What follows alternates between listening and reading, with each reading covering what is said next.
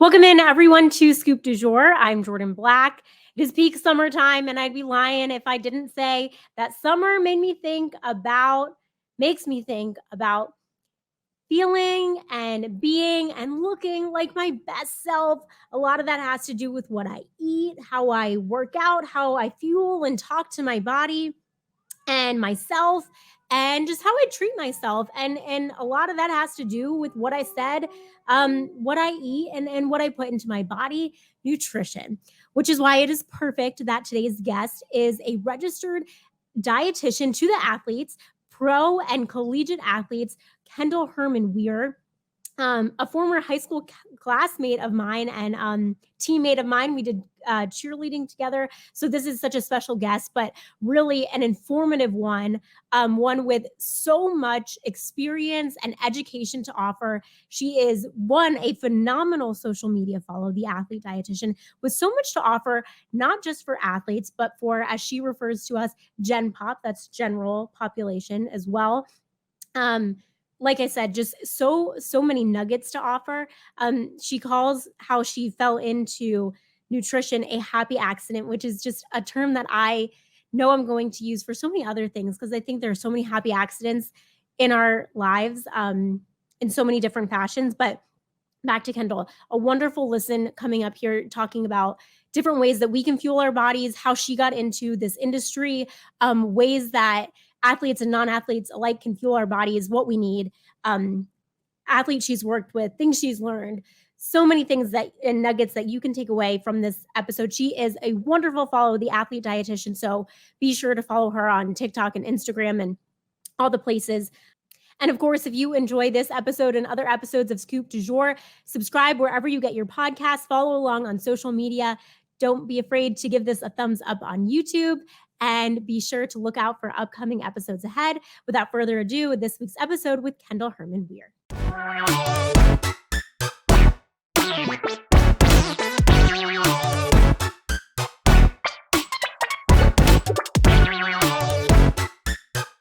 Welcome to Scoop du Jour, the Athlete Dietitian, Kyndall Herman. So pumped to have you, because this is another chance I get to bring on a friend, a former classmate of mine from high school, which is so fun. St. Thomas Aquinas alum. Thanks so much for being here. You are a professional and college sports athlete dietitian. Did I get all of that right? Did I get all of the... Yeah, that was impressive. Okay, good. This is really neat, because we have been able to have on so many professional and former college athletes, their parents, even their media members, but we've never had on the nutritionist, the dietitian to these folks. So it's so cool to have you.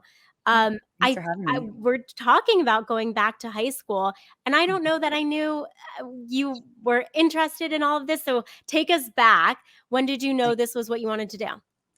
Funny story. It was kind of a happy accident. So I got pretty into fitness and nutrition just on my own. Thought I was going to go to med school to be a dermatologist, because Dr. Pimple Popper was my dream.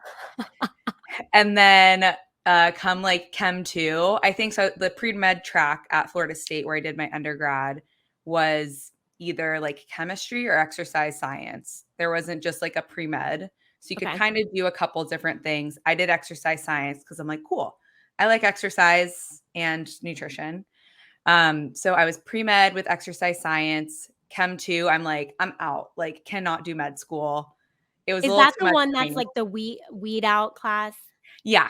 Chem 2, weed out. So stick with it if you want to go down that path. But for me, I was I don't think I can do this much schooling. So what did I pivot to? Nutrition. That's equally as much science. Yeah. But we did after your 2 years of prereqs, you have an intro to your major, 1 credit hour, and they bring in different professionals that took your degree and went out into the world with it, just to give you an idea of other non-traditional paths you could take. And I can so clearly see this. The sports dietitian at Florida State, who was the director and she was working with the football team, came into our class and had this awesome PowerPoint. And I turned to my friend, I'm I'm going to do that. That sounds so much fun. I grew up with my brother playing ice hockey and just in the sports world adjacent. I mean, we were cheerleaders, so we were in the sports world. So I kind of like to say that I swapped my sideline role, right, from like cheerleader to just like snack mom. So just like found my way back to the sidelines. But yeah, I approached her afterwards. She said if you were interested in volunteering. So of course immediately I'm like, yes, sign me up. What does that mean? So I switched my majors into dietetics, and then I was volunteering in the sports nutrition department at Florida State, making peanut butter and jelly sandwiches and smoothies for, at the time we were pretty high level. We had just won a national championship. Yeah. So working with some pretty high level athletes, and even in just a small way, it was such a cool environment, and I was just hooked from there. What's so cool about doing you did your undergrad at Florida State, and I didn't mention all the places that you've worked and currently worked, but then are now with helping the San Diego Wave, and you've been at USC Southern Cal, and now you're Mhm. doing stuff with IMG Academy, all these big time athletes. Nothing is the same. I like how you said you did like the peanut butter and jelly. I remember doing a story when I was in undergrad on the nutritionist at UNC, who I think is now at Florida, if I'm not mistaken. It's so interesting, like, they use the peanut butter and jelly as a snack. For a lot of us, it's meals. Can you touch on, without going into so much detail, I'm Yeah. sure, of, the science of it, but, like, how it really works for athletes to kind of figure out, ho it's so different for every athlete. You have probably, and Mhm. football is kind of the low-hanging fruit here, a lineman come in, and then you have a quarterback come in, and you have all these different quarterbacks, right? Mhm. One is not the same as the other.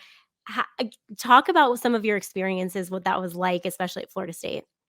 Absolutely. So there are some equations out there that we use on our back end to kind of get a baseline of energy needs. So energy in the form of calories. I know people are afraid of calories these days, but it's really useful to know your energy expenditure as an athlete, as a lineman who has a bigger body, so just naturally has a higher energy expenditure before you even add in how much activity you're doing.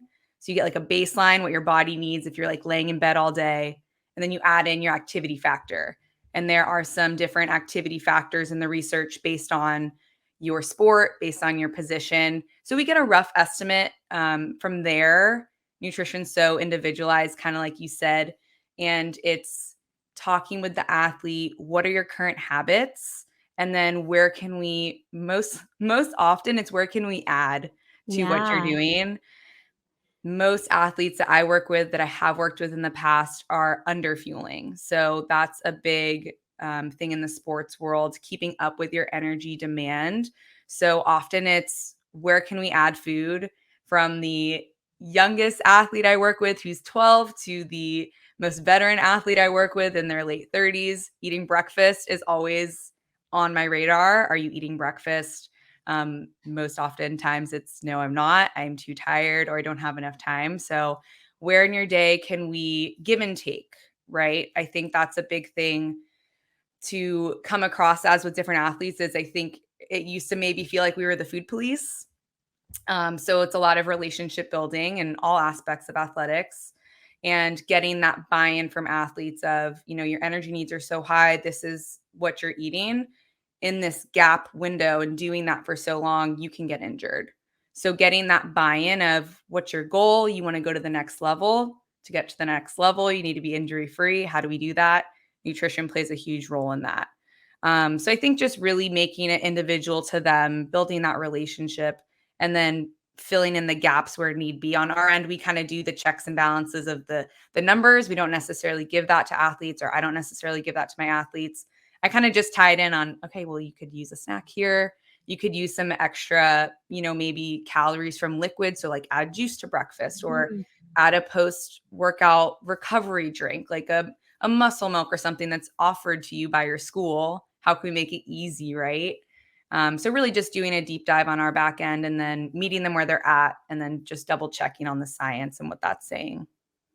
It's so interesting too because, like, it obviously different for athletes and lay people, but relationships with food, adding more Mhm. sounds so daunting to some of us, right? How do you flip the script and get people and all of us, a lot of your content, which I wanna touch on social media, is about that, right? eat breakfast, eat the snack. Mhm. Food is not bad. Any food is not bad. How do you get people to kind of flip their mentality? I think education is really important, but also meeting them where they're at, right? I'm not going to sit here and go into glycolysis with you. That's so boring. But being able to get across the importance of your energy needs and how we can fit that in. Um, so how we can flip the script is, if you diet culture, right, is kind of what we're trying to avoid.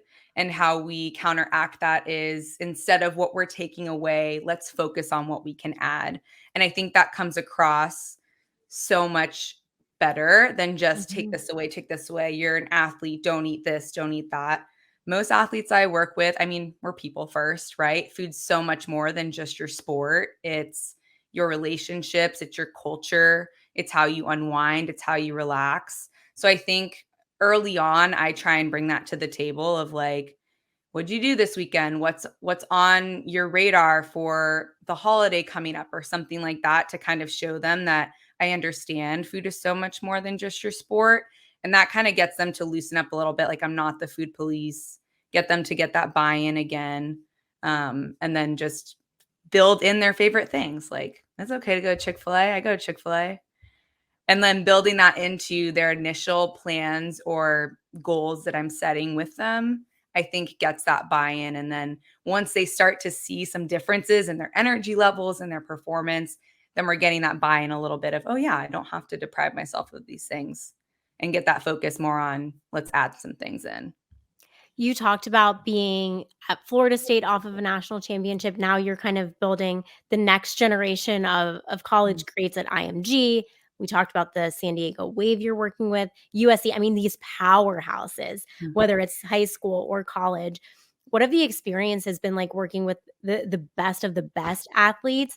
Um, and from the nutrition level, right? Like they have access Mhm. to all of the nutritional things, but what has your experience been like kind of being on the front lines of helping them out with getting, all the things that they need, like any interesting stories or anecdotes, if you will? I'd say it's been so much fun across the board, because really so many athletes, no matter their level, really just need help navigating their busy schedules. Mhm. So I think it's really fun to be able to figure out, okay, like, can we try this food? Can we try prepping this or like go through this drive through, whatever, and just like really figuring out what works for them across the board. And getting that like clicking moment of like, oh, this doesn't have to be that hard. Yeah. And it's really across the board. I will say at every level too, at FSU, at USC, Wave, young IMG athletes who have access to a lot of food and a lot of products provided by these organizations. Not everybody takes advantage of it. And nutrition is that one thing that can really set you apart as an athlete, no matter your level. These days, most, D1 schools that I was at are professional teams. They're providing you meals, they're providing you snacks, they're providing you supplements in some aspect. And if you're not taking advantage of it and your teammate is taking advantage of it or your opponent is taking advantage of it, that can just take them to the next level and really hold you back. So if it is something that can take you to the next level, why not? Right? You get a strength coach, you get a position coach, you get an athletic trainer. Most places are getting some mental performance coaches, which, yay, that's also coming up the pipeline with nutrition. But if you have access to a sports dietitian or a nutrition coach, that is just another person on your team, another tool in your toolbox to take you to the next level. And those that really take advantage of it do see really big differences. Depending on where you're at, if you're trying to get recruited somewhere, your contract is up, whatever, if you are on it with everything across the board and your nutrition, that can really make you stand out to recruits, to coaches. So if you're someone that's just like, Psh, I never eat, I don't need to worry about it, and then we get injured, right? Mm. That's a career ender for a lot of people. Nutrition can play into that. So I just think it's a shame sometimes when you have access to it and you don't take advantage of it, maybe just because you don't know and you didn't grow up with access to it. So if anyone listening has access to those things. If there's a dietitian like within your wheelhouse at your school, take advantage. Go talk to them. A lot of your social media content is not like, you know, you have to make these crazy intricate things, or like you said, you can go to Chick-fil-A, we can figure out what to get at Chipotle, we can snack on the tomatoes. Like I saw that thing where you put your vegetables like in line of sight. Mhm. You make it really easy, and I'm sure it's the same way with your athletes. Talk about just like how, like, we're talking about diet culture, and it sets you apart. Like, it's the everyone says your body is made in the kitchen, right? Mhm. um it's attainable and it's feasible, and it's not, eating lettuce and salads and only fruits and veggies. Like, maybe some Yeah. of the easy ways that you make these fixes for some of your athletes. I think it also helps that I'm like not a cook. Mhm. I'm a dietitian, but I am definitely not a chef. There are some dietitians out there that do go to culinary school, but not I. I Yeah. am also very lazy in the kitchen. So it's how can I buy in, right? Is really big. So these athletes, mostly college level, is what I'm thinking and beyond, so busy, right? Those college athletes are school, tutor, practice, lift, tutor, try and go to sleep on time, try and fit in some socialization in there too. So they're not going to be spending more than 20 minutes on a meal. That's why the drive through is so appealing, right? Mhm. So how can, again, like with buy-in, it doesn't have to be fancy, but it should be functional. And so there is this athlete plate that I forget who first developed it. I'm sorry if someone's called me out on that. But it really just takes the science of the different nutrients that an athlete needs to support their performance and growth and development and putting it into a really easy, digestible image of a plate. And depending on your activity level, it changes how much fuel you need. So the biggest change around there really is carbohydrates is your biggest source of fuel for athletes. The more energy expenditure, the harder the training, the more carbs you're going to need. So you can take this plate and you can apply it to whatever meal you want to eat.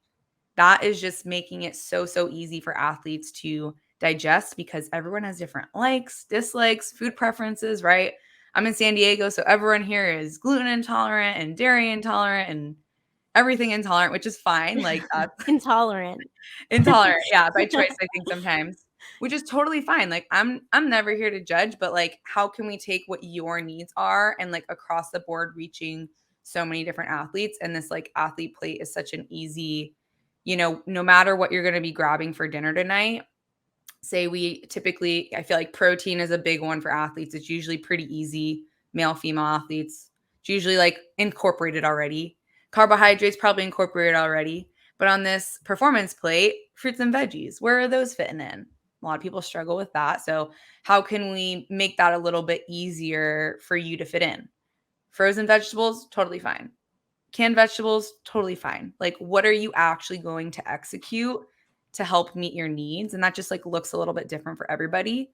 But I think going back to that just like image of the athlete plate and like what your needs are, and then you can fill it in yourself. Like, you want to put macaroni and cheese on your plate as your carb, put macaroni and cheese on your plate. And I think that really gets a lot of buy-in when there's not so many restrictions around what those Mhm. different parts of the plate look like. And, I'm on social media. I see it all, especially on TikTok, right? Like Right. people going down the aisle shirtless. You guys know what I'm talking about. And like pointing out everything that's bad in the grocery Right. store. By the end of this year, there's going to be nothing left in the grocery store you guys can buy from some of these influencers. And it's So just fear mongering. right. So, Mhm. yeah, I mean, some of the food trends, and again, it may be different with athletes and non-athletes, but Mhm. like gluten intolerance, when maybe you don't have celiacs or Mhm. non-dairy, or intermittent fasting even is a trend, or keto. Any of these trends, I mean, you're not here to judge, but you are trained as a scientist in these things. Can you Mhm. speak to any of them on like what works, what doesn't, what maybe makes sense to you? So The hard part about having huge restrictions or following certain diets for athletes, I'll speak to both, right? Because I do work with some Gen Pop clients, is that your energy needs are so high, and oftentimes you're not in charge of the meals that are Right. being provided for you. So I like to think back to like the Game Changers documentary when they were showing that these professional football players were all vegan. And I'm like, that's so cool because the one guy's wife was a professional vegan chef and cooked for all of them all their meals. That's incredible. If you had access to that, great. Most people Right. don't. Most athletes don't. And you're missing out on a lot of the different nutrients and energy needs when you start to cut out different food groups like that. You just have to be really strategic. So it Yeah. makes it a lot harder, especially with travel, right? On the road, what do you have access to? What's the team providing? A lot of the times the teams don't have the funds to just get so many different options for athletes. So if you're just like eating bread, maybe because you can't eat meat and then there's no vegetable or something provided because we went to a sandwich shop, is that optimal to help you perform your best? Right. Probably not. So it gets really tricky with the athletic population.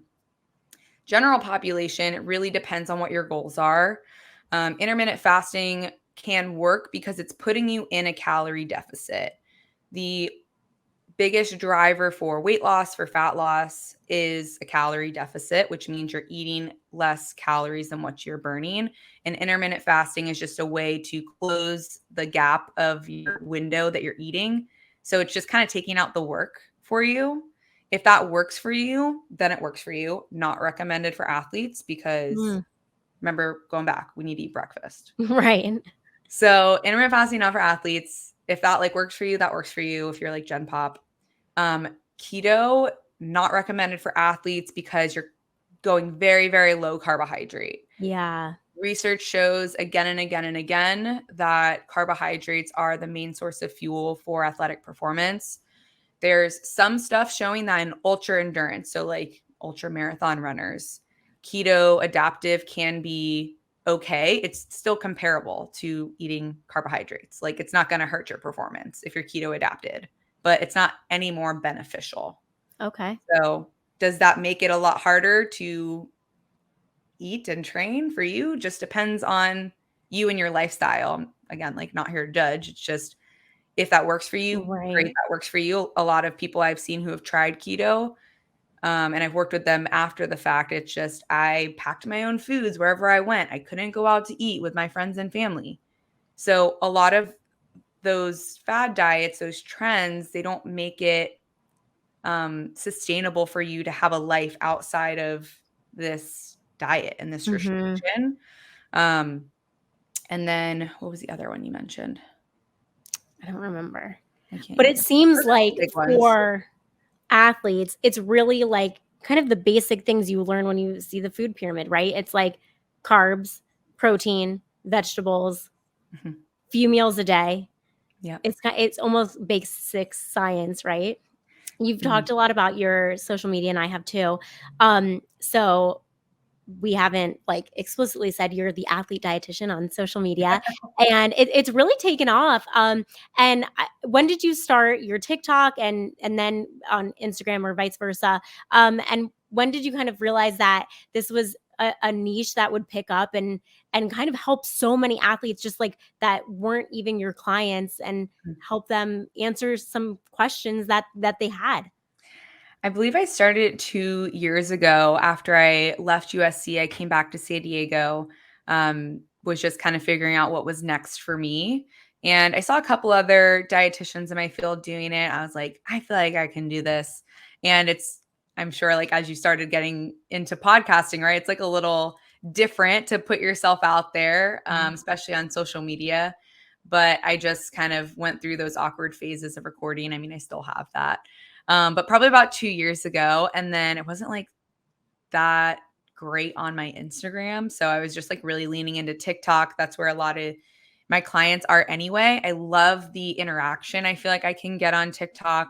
The algorithm is really forgiving for posting, like, multiple times in a row, right? It really, rewards you for that, so I felt like I could just pump out a lot of content that was Mm. needed, and certain like silly videos that will take off, but I'll get so many questions and comments, and there's such a need for it. I think on my side of things, I'm in like a entrepreneurship group for sports dietitians, and everyone kind of thinks like, why am I going to start doing this? There's already so many people doing it. And then I'm seeing on this other side of it, so many athletes asking so many questions.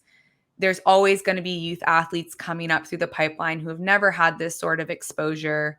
And I've always kind of said to colleagues of mine, you might follow all our other colleagues, but for that athlete, that client that you're speaking to, you're probably the only person that they're following, that they're seeing in our world.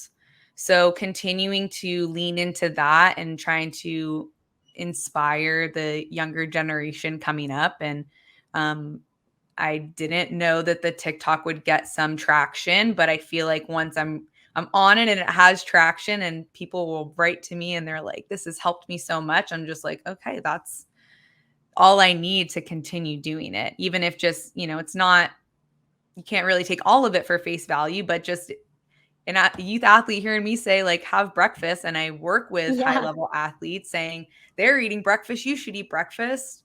I mean, I feel like that's pretty generalized, but that can really go so far on a young impressionable audience. So that's been really fun. I've really dialed it in, I think, this year, because I've really tried to grow my own online stuff in this online world. Yeah. So you said you have some clients from TikTok, and then we've mentioned too, you have your online clients, like you're in San Diego and IMG Academy is based in Bradenton, Florida. Mhm. Right? Like how cool is it that you're just able to like, I mean, share your knowledge like all over with athletes from all over the world and all different types of athletes. Like we've Yeah. talked a lot about football, but like you have I mean, a professional women's soccer team Oh yeah. and all of That's these, great. like we said, IMG Academy. I'm sure it's, tennis and golf and Mhm. all the things. Yeah, I've had a pro figure skater, ice figure skater. That's really cool. That was, very different. I've had people who just do triathlons reach out to me. But and, once you kinda get higher level, older professionals who've been doing a lot of things, then it becomes a different game. It's like, how can we get more strategic? Yeah. Are there supplements that could help you? And do you But do that kind of stuff too? Like supplement talk? yeah. Mhm. Really just depends on like where the athlete is at. But I mean, since that kind of comes up, supplements are, the cherry on top of the sundae. They are the last piece of the puzzle. And if like everything underneath that is not dialed in, then the supplement's Right. really just a waste of money. It's just the sprinkles without the sundae. Okay, can you name drop a little for like coolest athlete you've worked with? Like maybe name drop like a coolest athlete you've worked with, and then like a favorite personally to you, or it Um, could be the same answer. I thought about this. I would say, because everyone's like idea of coolest is a little different. Yeah. Um, my coolest athlete on my docket is this 12-year-old tennis player that I am working with. And I can just see her going all the way. She is so dialed in. We've been working together for about a year now, and she's fascinated by the science. She is so intelligent. We have, there's only so much I can like drill into her like on Yeah. a monthly basis on nutrition. So we'll do cooking classes together virtually. It's so much fun. We've done Jeopardy games together on nutrition, and she is just like a sponge, and she has absorbed all of it. And I think like this month is us coming up on a year together. So in my eyes, she is the coolest. Coolest. I'm definitely working with some, I'm around some big names with our San Diego Wave soccer team right now. Yeah. I'd say like looking back on it, just like out of a hat, FSU had some big people leave from there. Cam Akers is a big one. He's out here in LA right now. Yeah.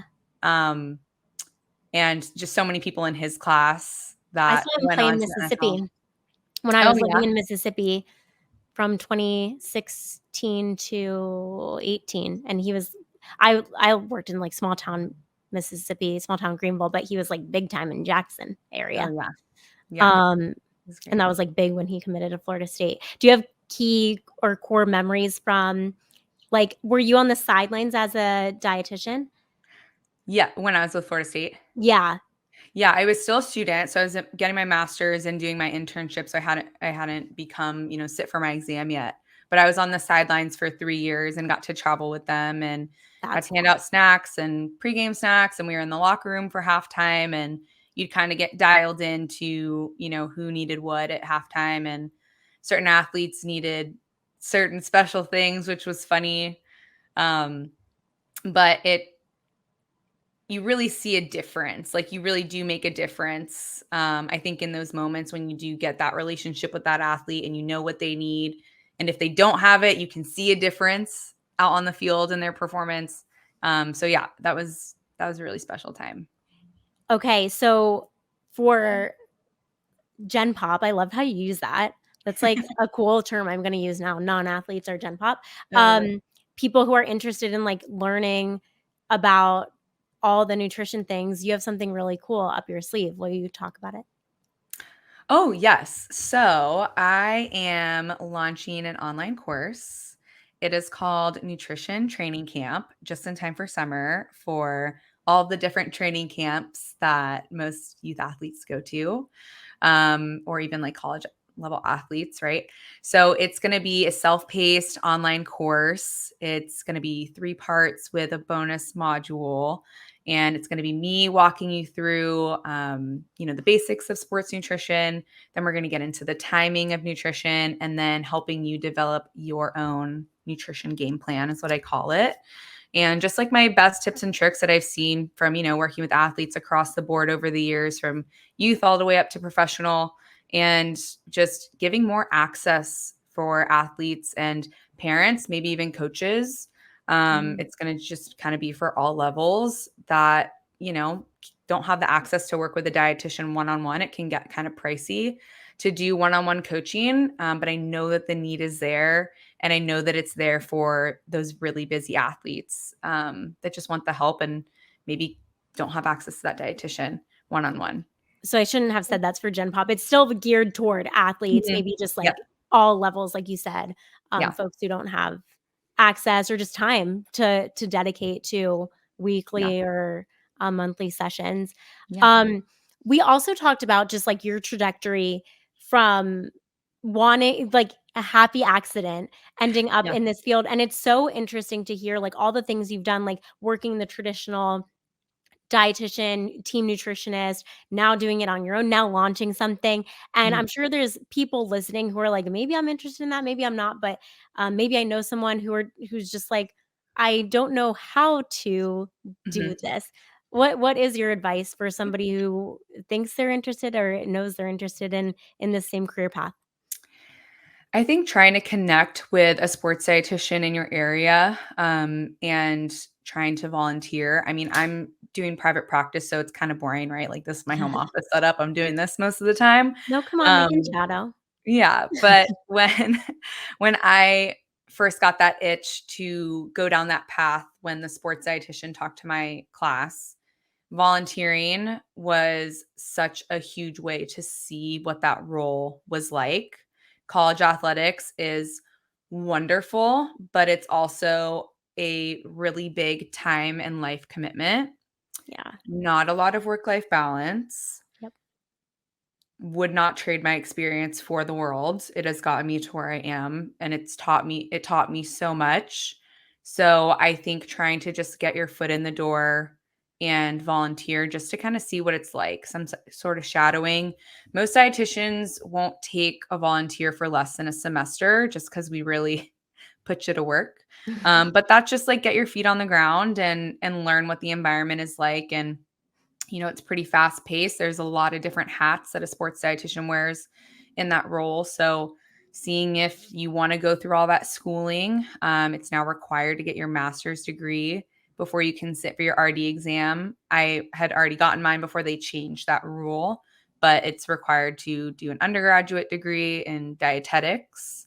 So you take certain courses: food service management, food science, metabolism, and then you apply for a program that has an internship. So my master's at Florida State was in sports nutrition, And it also combined our internship with that. So you're Oh, doing 1,200 supervised hours before you sit for your exam. So we 1,200? Oh, yeah, and I Why did does way that sound like so many? Is that how many, like, or weeks? I feel like I can't do the math. I'm a journalist. 1,200 yeah, I mean, well, I did it took me 2 years to complete the program doing my master's Oh, and okay. my So internship. I did, like I think the minimal for me was 6 weeks in a hospital rotation. Most programs require, like, 8 to 12 weeks, but since mine was sports nutrition focused, I got to spend more time in the athletic cool. rotation. And then food service management, usually, like, 4 weeks, so you're working, like, kinda like a 9 to 5 in these environments. I was in a hospital kitchen for 4 weeks. I did Hmm. a diabetes camp for kids for a Wow. week. So you get to see, dietitians can work in so many different environments. I was just like eyes on the prize of working with athletes. But yeah, it's a lot of schooling, but worth it. The exam is grueling. It's like kind of like the nursing exam, maybe you sit for your Wow. board. It's a national exam and it will, like, shut off at a certain number if you get all of them right or, like, not enough right, Oh, and then it will, wow. like, go all the way up to, like, 140 questions where, again, it will, like, shut off anytime you get enough right or wrong. So, a lot of science, a lot of schooling, very rewarding. Okay, I'm glad you said that because I didn't know if you were making people wanting to be dietitians or steering them away. Just kidding.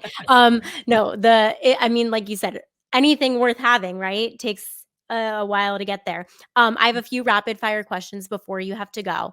Alright. What are, like, some pantry staples all of us, Gen Pop included, now I can actually use the term I love correctly, it. should have in our house to not only be healthy, but sustain that energy that you've been talking about? Oh my gosh, I think Loaded question, right? But, like, yeah, so just many. some good ones. My, like, 2 go-tos that I feel like are really versatile, rolled oats. So to Okay. make, like, oatmeal, overnight oats are, like, a really good one if you're, like, not a breakfast person, just, like, make it the night before.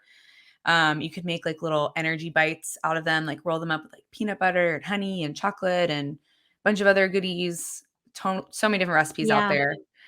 Or you can, like, use them to make into flour, make into cookies, so versatile. My other, like, personal staple, and, I have friends who will attest to this, there's always a pouch in, like, either my purse or my backpack or even, like, my Lululemon fanny pack, applesauce. Is it the Go-Go Squeeze? Yeah.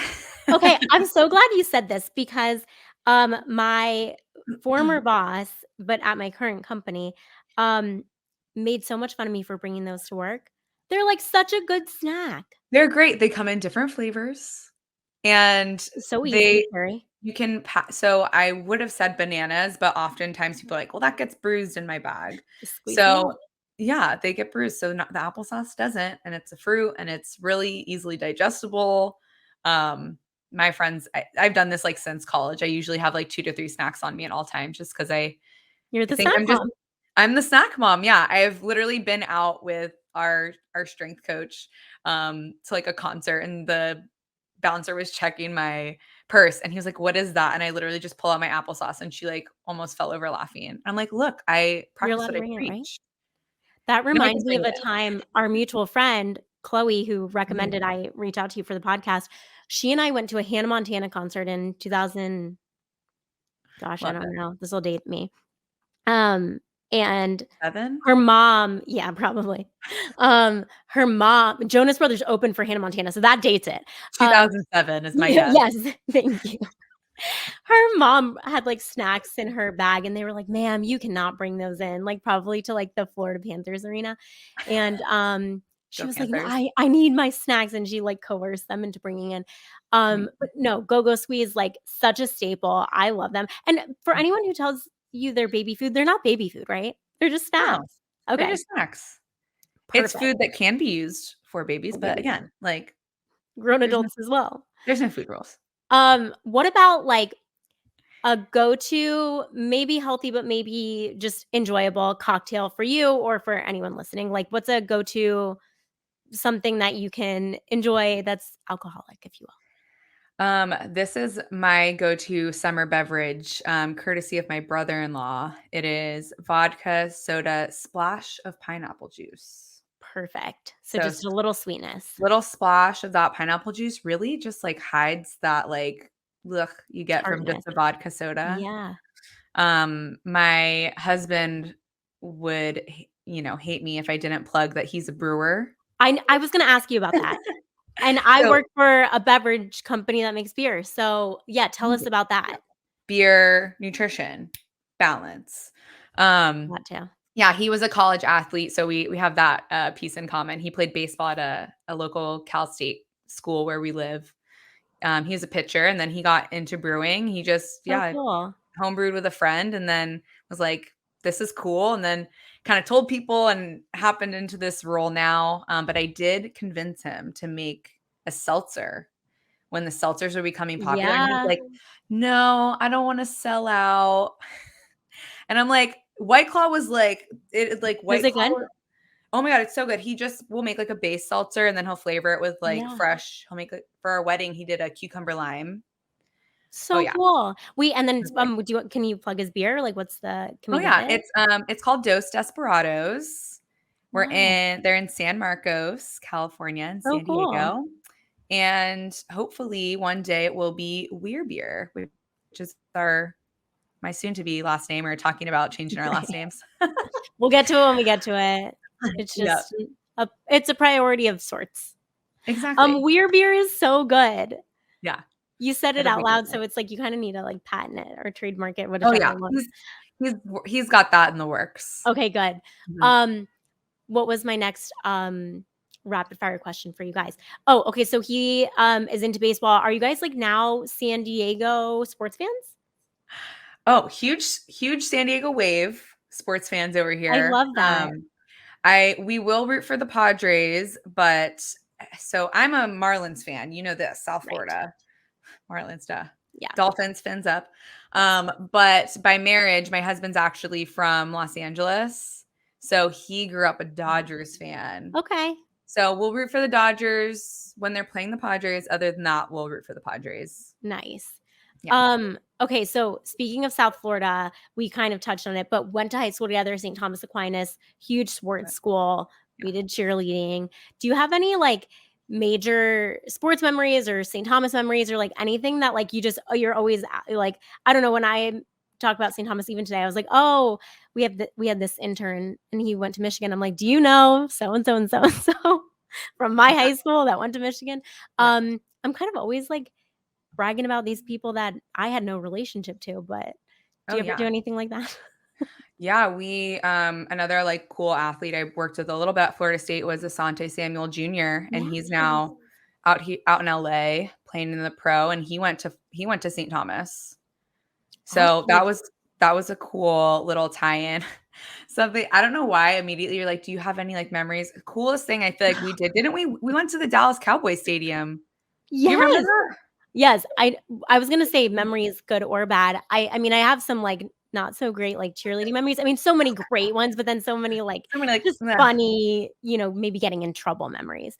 Um, okay, but back to what you said. We did, yeah. our junior year Uh-huh. of high school, we got to Yeah. cheer at the Dallas Cowboys Stadium. Yeah, and it was, It was like, very just cool. been redone. Yeah, it was like brand new. It's really fun when I because I feel like it's very different to I think I'm more the sports fan in my marriage. My husband likes sports, but Yeah. I'm definitely like I'm like, "Come on, we're watching the Panthers." He's like, "What?" I'm like, "I grew up going to that ice hockey arena. Yeah. I have my shirt in my drawer. Like, we are rooting." So, it's funny when we'll be watching sports or now we'll watch like the pro teams in LA when we're out here because it's big in San Diego. And I'll be like, I was at that arena. Like I've been there. I've been on those Yeah. sidelines. And I think that that's really unique. And it started in high school from Yeah. from being at such a big sports school. Just as kind of a funny aside, I didn't do cheerleading my senior year. That's right. But I don't know if you remember. I do. I dressed up as the mascot for one of the pep rallies, and that is the that's what I just remembered. You must send me a picture. Oh, I think I have it because Alexandra, who I was talking to earlier, will send it to me like once a year. Oh my God. I like it just came back to me because Mhm. I think when we did do cheerleading, there was one guy from our grade that did it. But then, okay, that is unbelievable and a good gig. And to tie in relevance, which will probably be over by the time this podcast airs, but like maybe is a career and you have experience. The Denver Nuggets mascot makes like $700,000 a year. Oh, So I'll I do you don't one better. My brother-in-law that I mentioned earlier about our favorite cocktails, he is, the mascot for the Portland Timbers soccer organization. So now we're it both runs in the family. it runs in the family. So now my husband and, his sister are just, like, laughing all the time, like, "How did we end up with these, like, sports nuts, like, on the sidelines people?" Oh my God, that is so funny. We must get a Yeah, picture yeah, and put it up because I will probably have like one picture of us in like cheerleading outfits and then yeah, one picture of you just as as the like what was mascot. his name? Like Raider Man? Yeah, I think so. Mr. It was the Raider. Raider head. I don't maybe Raider Man. I feel like he had like a pirate costume, but that doesn't really make sense. But he was like a raider. I had just found the head when we were cleaning out something for student council, some closet, Oh, and I'm we like, could "Miss talk here for Scott." a long time if we start talking about student council, but you have to go. I'm Uh, like, "Miss Scott, let me wear the head at the pep rally." oh my So I've God. always just wanted to be on the sidelines, clearly in some capacity. And you know what? You fulfilled that dream. You're Yeah. living the dream. We have to let you go continue living the dream and helping, like I said, the next generation, all these amazing kids, and humans. Um, plug yourself. Where can everyone find you? On social media, TikTok and Instagram at the Athlete Dietitian. I've got a website. It's under construction right now, but it's just www.theathletedietitian.com. Have that course coming out hopefully this month. So if you're interested in sports nutrition, I do have like a waitlist sign up on my website right now. So everyone on the waitlist will get an Nice. exclusive discount price when it launches. Okay. In Yeah, popular demand. I love it. That's amazing. Well, this has been so great, not only to catch up, but also to learn Yeah. so much from you. And I hope everyone learned as much as I did. And Yeah. seriously, such good content. Like I'm telling you, like not an athlete, obviously, Gen Pop. So really an I love it. awesome follow. Thank And get your you. go-go squeeze and follow the Athlete Dietitian. You will not regret it. Kyndall, thank you so much. Thanks so much, Jourdan. This was so much fun. I appreciate it.